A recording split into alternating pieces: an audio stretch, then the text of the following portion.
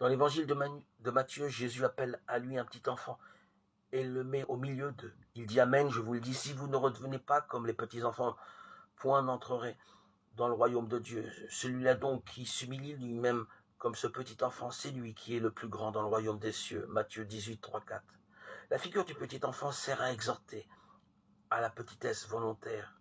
Devenir grand suppose qu'on accepte de redevenir petit enfant en se faisant soi-même petit. Dans l'évangile de Marc, en revanche, le petit enfant est important au titre de la traversée dont il est la figure symbolique.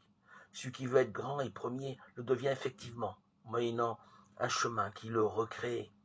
Dans l'évangile de Marc, le désir d'être grand et premier n'est pas antinomique avec le fait de marcher derrière Jésus.